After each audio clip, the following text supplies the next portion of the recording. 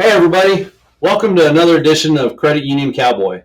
Today, we're so fortunate to have a friend of mine and the Chief Advocacy Officer for the Tennessee Credit Union League, Sarah Waters. Sarah, welcome. Thank you so much for being here. I appreciate you taking time out of your day. I know you are swamped right now with everything that's going on. So, for those of you out there in the audience who don't know what a Chief Advocacy Officer is, Sarah, would you kind of give them a little rundown of what you do? Sure. It's a little complicated to put all into a box with a bow on it, but I oversee the strategy, the grassroots, the advocacy, the lobbying strategy for the Tennessee Credit Union League. So we lobby on behalf of 134 credit unions across the state of Tennessee to protect really credit unions' right to operate and grow and serve their members. So that goes all the way from in Washington, D.C. down to Nashville and regulators, anything in between. We just make sure that our credit unions are able to do what they do best, and that's serve their members. Well, we appreciate that so much for you being our voice, especially in DC and the time that's going on right now that we all see.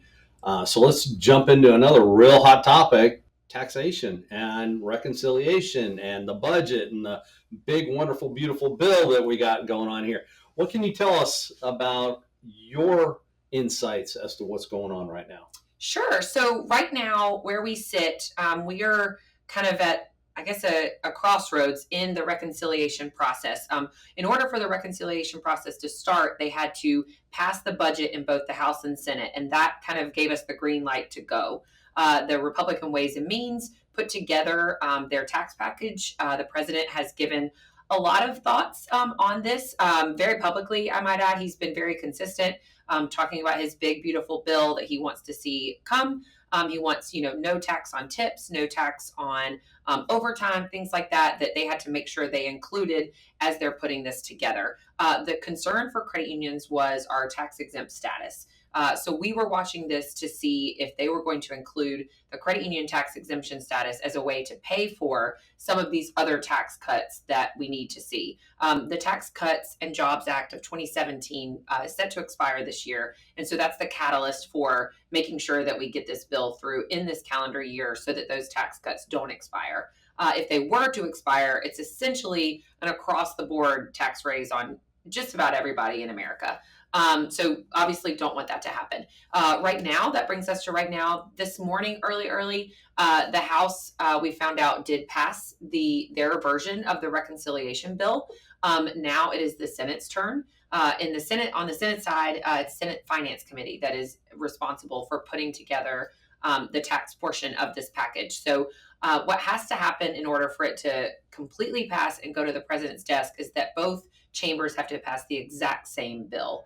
We've already heard some indications from the Senate side that they do not plan on having the exact same bill on their side. And if that's the case, they'll have to appoint a conference and bring members of the House and the Senate together to talk through and find a solution and a bill that they can both live with and get to the president's desk.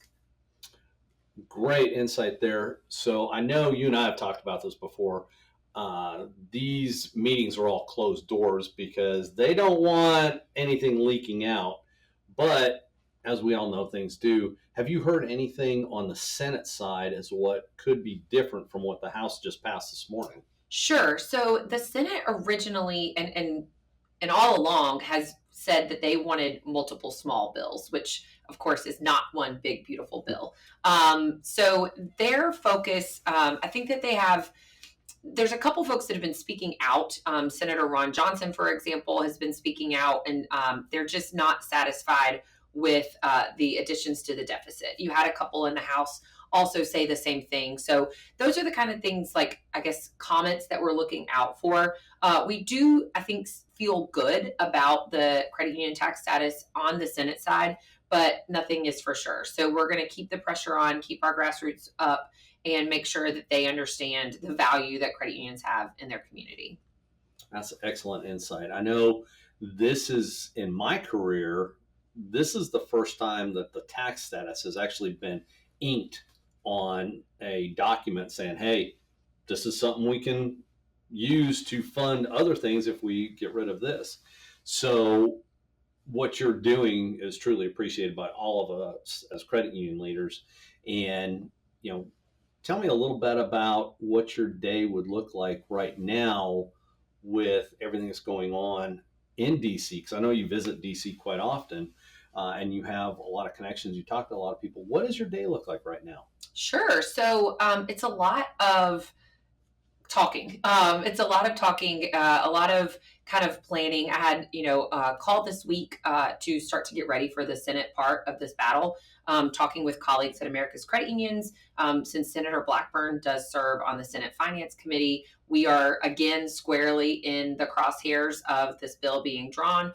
So talking to them just about different insights that we have in the office. We have relationships with her office. America's Credit Unions has relationships with her office, just like other folks who have my job around the country do. So I spend a lot of time talking to those folks, saying, "What have you heard?" I have, a couple different, group texts that I'm on with friends and colleagues across the country, and just getting information from them, gathering information from our contract lobbyist, John McKechnie, who is really invaluable to us, gives us the up-to-date, up-to-the-minute info from the Hill. So that's a big chunk of it. I will also reach out to my contacts in our offices, ask what they've been hearing.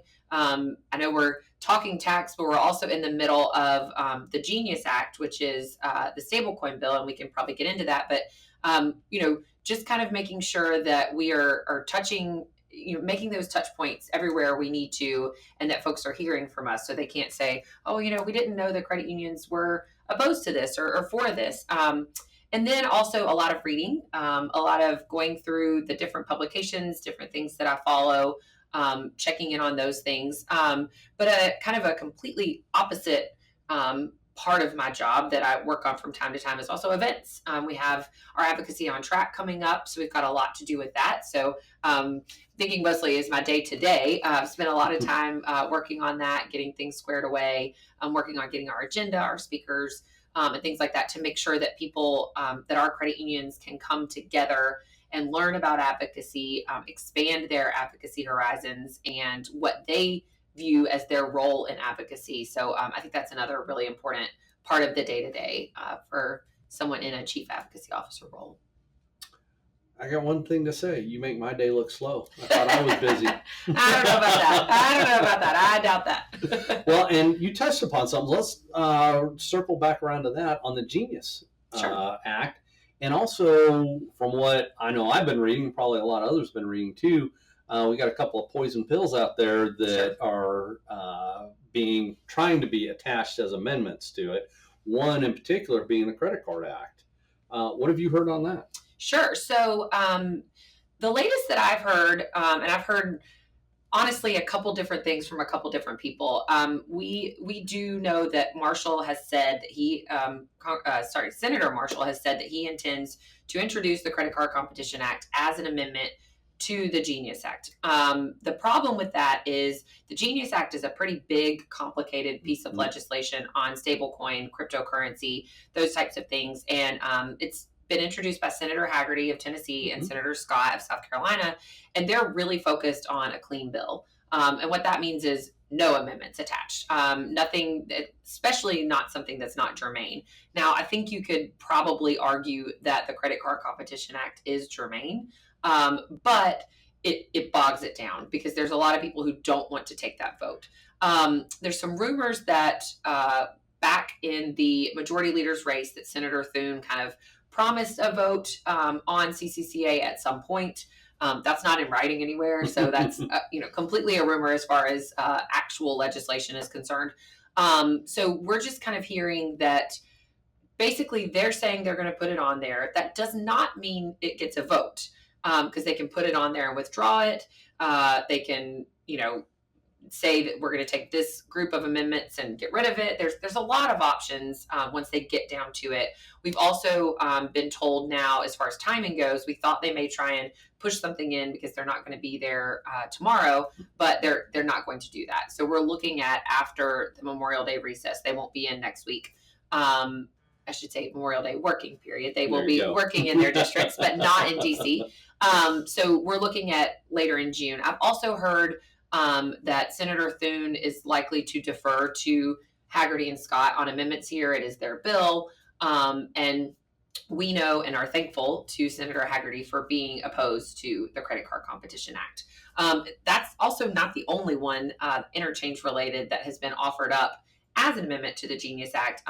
Senator Hawley and I want to say it might be Senator Sanders have offered one that caps credit card interchange rates. So the CCCA doesn't actually provide a cap. It just talks about the way that you have to process the transactions. But they have offered one that would cap it. So it remains to be seen. They want to pass the stablecoin bill. So if they want to do that, my guess is they'll try and keep these amendments off of it. But it's something we're watching very closely. We're probably looking at that week of June 2nd as they come back in to see what they do there. Yeah, you mentioned Senator Hawley's bill. I was reading about that earlier, or amendment, and he wants to cap credit card rates at 10% max. That's going to be detrimental. I don't think he realizes it, and I've watched several times he's been in different hearings. I don't think has a huge grasp on what we do. He thinks it's all between Visa and MasterCard and what they do. So that is definitely going to be an issue because, everybody bases their rates on credit scores and things, and that's going to be very detrimental to people who have lower credit scores. They're not going to be able to get credit cards, or it's going to be very limited. So we definitely need to fight against that, as well as the CCA, because I know on the CCA there's a lot of processors out there that do not have the cybersecurity in place that the ones we currently use do have. So that exposes not only us but our members to various ways of being hacked, things like that, their personal information being put out there. So those are great points. I'm hoping Senator Haggerty says, no, I want a clean bill. We're not adding any amendments. We can get with that, and that's good. So I'll keep an eye on that, and I know you'll be in our corner for that stuff. Absolutely. What else do you see going on in D.C. right now with credit unions? Sure, we've got a few things that we've been looking at. We're with both. Really, with the stablecoin bill and the tax bill, we're playing a lot of defense. We're trying to make sure that we stay out of these bills, but we do have a couple things that we're looking at that can be really helpful for credit unions that we're looking at on the offensive side. One of them is the Credit Union Board Modernization Act, and that would allow credit union boards to meet 6 times per year as opposed to the required 12 times per year. The 12 times per year dates all the way back to the Federal Credit Union Act of 1934, which you and I are sitting here recording this podcast. We obviously get our information a little differently these days.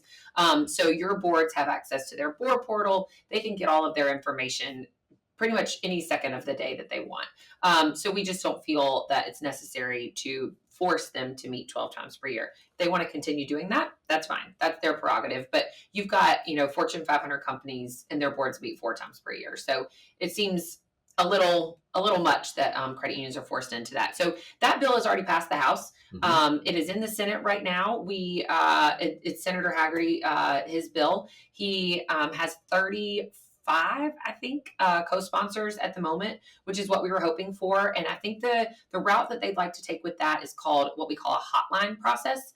And how that works is usually if you want to pass legislation in the Senate or the House for that matter, you've got to find a big piece of legislation like the Genius Act, like we just talked about, to attach it to. But with things that are less controversial, like this piece of legislation, Credit Union Board Modernization, you can do what's called a hotline. And what they do there is they bring up the bill for a hotline vote, and as long as no one objects to it, it passes. And we've already talked to a lot of leaders who have a tendency to kind of put a kibosh on some of those hotline bills, and they feel comfortable with this one. So that is hopefully going to happen sometime this summer. Obviously, there's a few other things going on with reconciliation and just things in general in DC, but we're hopeful to get that moving as well.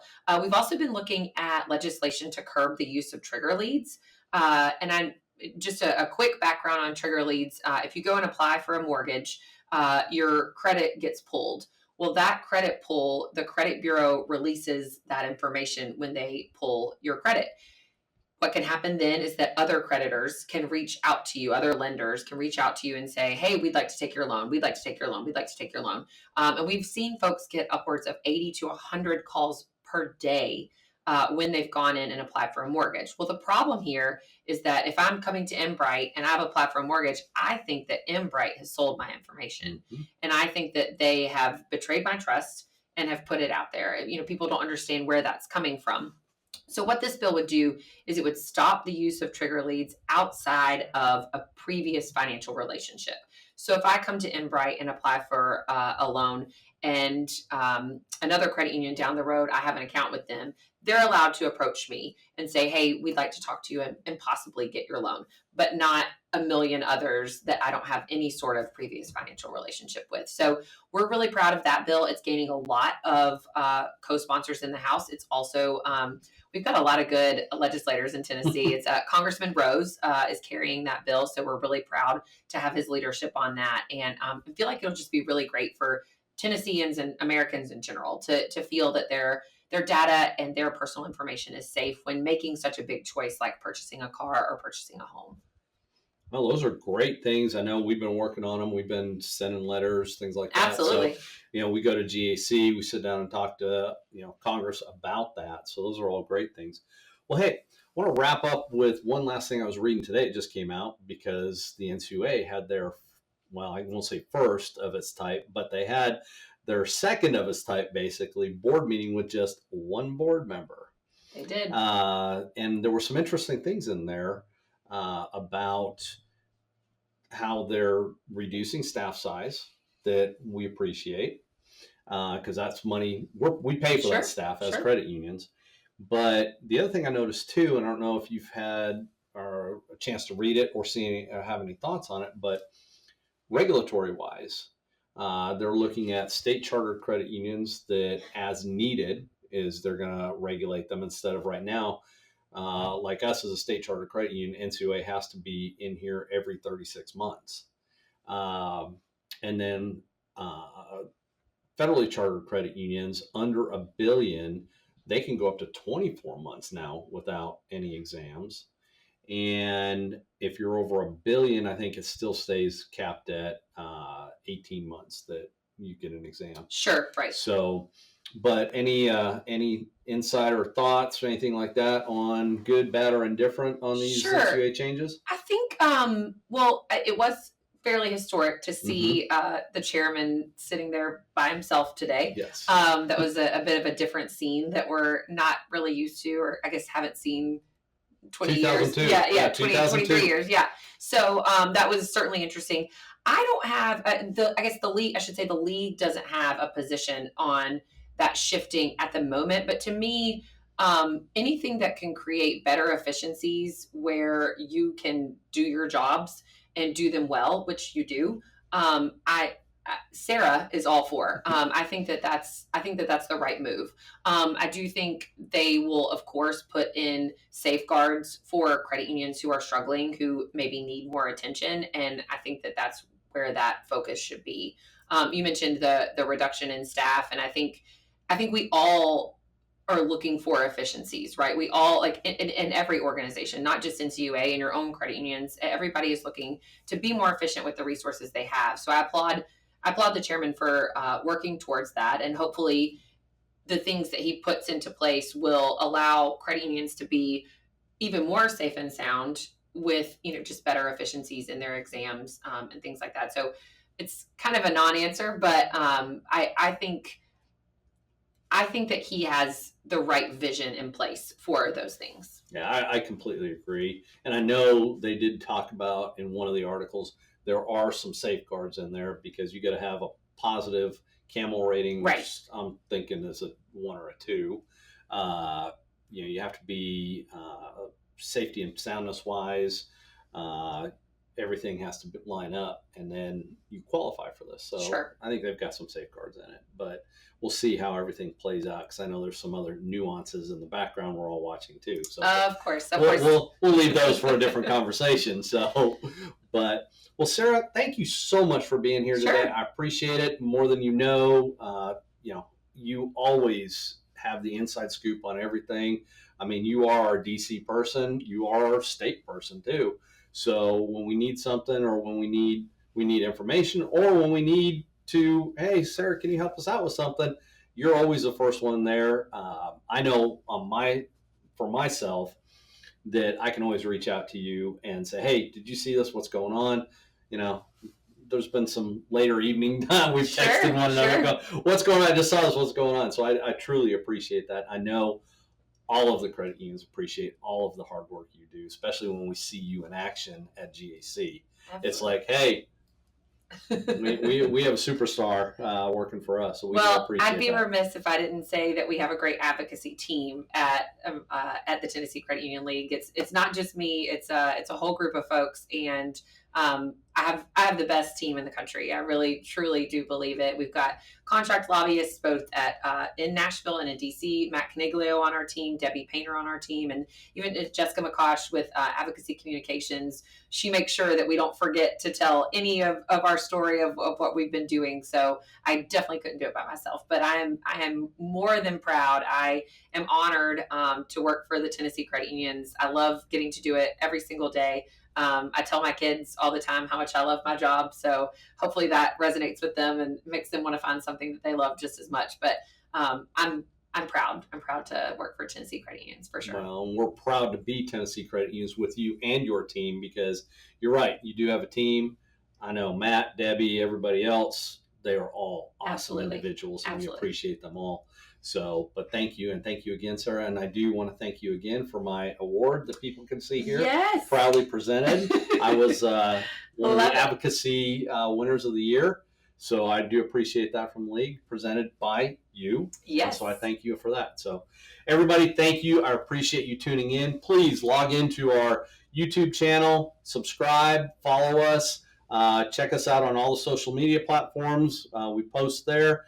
Thank you again, everybody. Thank you, credit union leaders, for what you do. Sarah, thank you for you, the team, the league, everybody. Absolutely. Truly appreciate it. Everybody have a great day. We'll see you next time.